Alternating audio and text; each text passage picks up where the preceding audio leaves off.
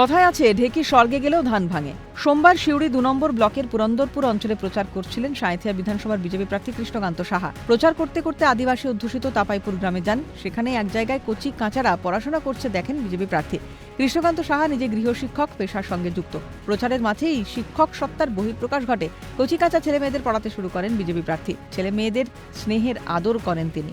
আতা গাছে তোতা পাখি, ডালিম গাছে মৌ, হিরে দাদার মরমরে থান, ঠাকুর দাদার বউ।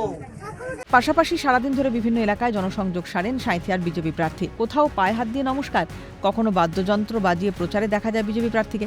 সোমবার বিজেপির প্রতিষ্ঠা দিবস সভায় বিজেপি কর্মী সমর্থক থেকে প্রার্থীর উন্মাদনা ছিল চোখে পড়ার মতো। পুরন্দরপুর পঞ্চায়েতের তাপাইপুর একটা আদিবাসী গ্রাম থেকে শুরু করেছিলাম।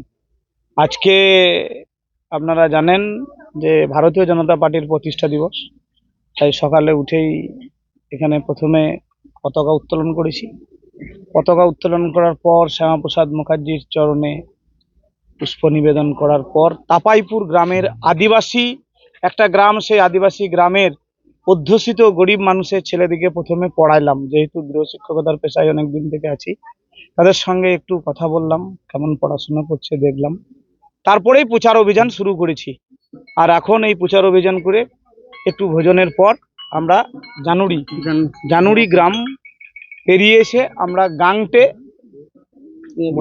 মুরাদপুরের পর গাংটেতে যেয়ে আমাদের আজকের কর্মসূচি। এখানে আপাতত সিউড়ি টু এসএস, তারপরে আবার সাঁইথিয়া মেনু চলবে। এখন ভয় তৃণমূলের সঙ্গে তৃণমূলের। মানুষ আর ভয় পাচ্ছে না। দুহাত তুলে সমর্থন করছেন প্রত্যয় বিজেপি প্রার্থী। সারাদিন গ্রামীণ এলাকায় প্রচারের মাধ্যমে ঝড় তুললেন সাঁইথিয়ার বিজেপি প্রার্থী।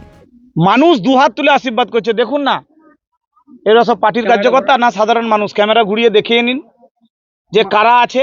মানুষ দুহাত তুলে আশীর্বাদ করছে। যে ভয় ঢুকে থাকতো সেই ভয় ভীত কি কেটেছে? ভয় তৃণমূলের সঙ্গে তৃণমূলের ভয়। তৃণমূল এখন ভয় করছে যে তৃণমূল পিটিয়ে দেবে নাকি। মানুষের আশীর্বাদ ভালোবাসা নিয়ে কত মার্জিনে তিনি জয়লাভ করেন, এখন সেটাই দেখার। ভোলানাথ চক্রবর্তীর রিপোর্ট, ক্যালকাটা নিউজ।